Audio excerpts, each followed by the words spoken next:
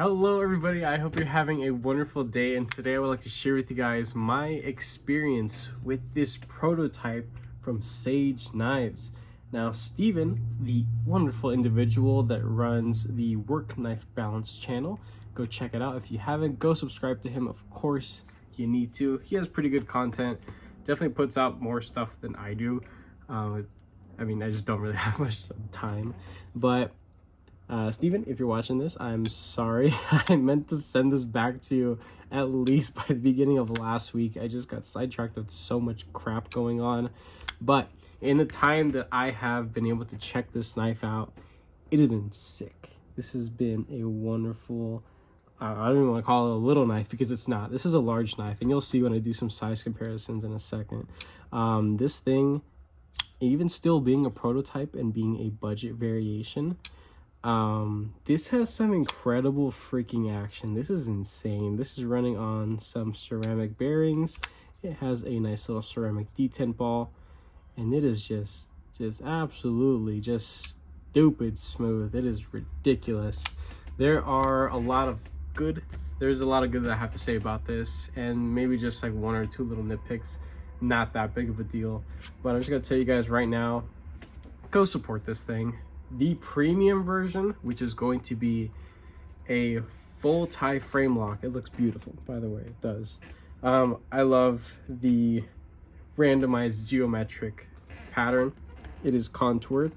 The premium one is going to be in 20 CV, which is awesome. And it's also going to be a exposed frame lock, which is cool. So that there's still a lot of popularity to exposed frame locks. But I know for a fact a lot of people are going to want the budget one because it is such a ergonomic masterpiece. Honestly, it is very, very comfortable in hand. It is so simple, and just the way that you interact with this overall, it's pretty wonderful. I've definitely enjoyed my time with it, that's for sure. So the way that you go to reverse flick without a little fuller in the blade, you can also thumb flick. It's sharp enough. And then this little mohawk front flipper there, it is good to go. It is well jimped, and jimping goes essentially all the way around, which a lot of companies miss. Sometimes that's due to designers, sometimes that's the actual OEM, but it is tuned well enough to be able to do a little reach over and do that. Also, you have this flipper here, which is tuned well enough for the flipping, but some people might say it might get a little bit in the way. Me, yeah, kind of a little bit. It'd be cool if maybe it was a micro flipper, maybe like half as much, or maybe just remove it completely just to be able to get a better purchase on it. But as it sits, it's pretty darn good, and it is a ridiculous slicer. It really is. The blade stock thickness on this guy is definitely the more medium, more EDC friendly side. It's not incredibly robust, but it's not going to snap under some pressure. Still, you don't want to be prying with your knives anyway. There's a good bit of strength carried out to the tip here, and behind the edge it is just super thin and slicey. I haven't put my own edge on here because I don't know if I'm able to or not. I didn't do a whole lot of like heavy testing or anything crazy or inappropriate with this, but I did put it through a good bit of cardboard, and it was excellent, absolutely wonderful. So this is definitely a cardboard champion right here. So we're gonna go ahead and do weight, some size comparisons, and then just talk about this thing for a little bit. So let's start off with some big guys. This is the WE Knives Praxis. So the Praxis is just a tad bit longer, mainly due to the difference in blade shape.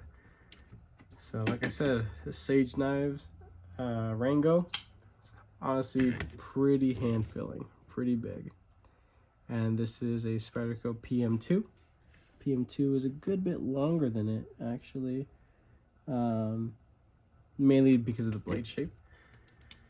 Let's get a couple more out here. Civivi Vision FG. It is about the same size. I think the Rango has a little bit longer than it. Oops. Spyderco -5. Let's get that lined up.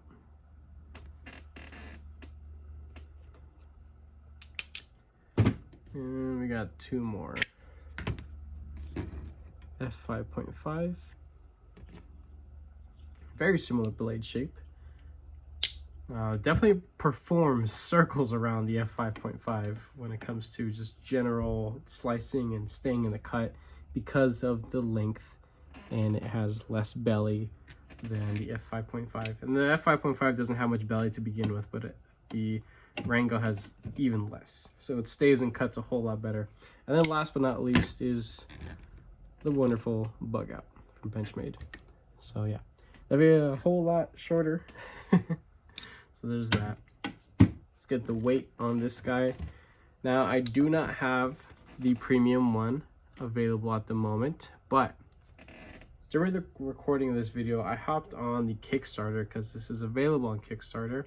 I think the price of the premium one is $185, floating around there, and you're getting a lot of knife. Like this is, even though I only have the premium one to talk about, for 185 bucks, getting the materials you're getting, this is a lot of knife, like truly a lot of knife. So I'm excited to see it come to fruition. I'm very excited for the project. I think it's at a quarter of support right now, or for the goal to be reached. We're at like a quarter right now. 4 ounces on the dot, not bad at all. Like I said, this is still a rather large knife. There are a lot of holes for weight relief, you can see in there. I like that. I like that a lot. The pocket clip is reversible. That's incredible. Something that a lot of designers or manufacturers miss quite often. The screws are also flat, inset into the scales. It may not be the prettiest design, but it works. It allows for really everybody to be able to enjoy this knife and design overall. The way it feels in hand, excellent. Jimping, pretty good. Don't really have any complaints about that. It is a little bit more softened, a little bit more rounded out, but that is due to the finish that was put on afterwards. Let me give this thing a little bit of a wipe. I got some finger oils on this thing. But it is a very beautiful, tightly grained stone wash with a semi-polish over it. It's good to go. It is it's a recipe for success for a EDC knife. So I like that. I like that a good bit. So yeah, looks nice for sure. There's some like tape schmuck right there. Don't worry about that. That's not the blade. You have the maker's mark there.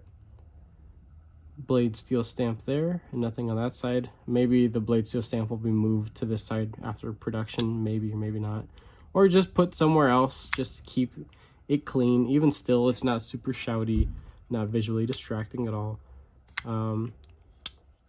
You have T8 both sides for the pivot and T6 for the body screws. Actually, wait, hold on. No. Let me just double check that. That's a T10 that's in there, because I was working on something with a T10. That's a T7. That's a T9. Where is my T8?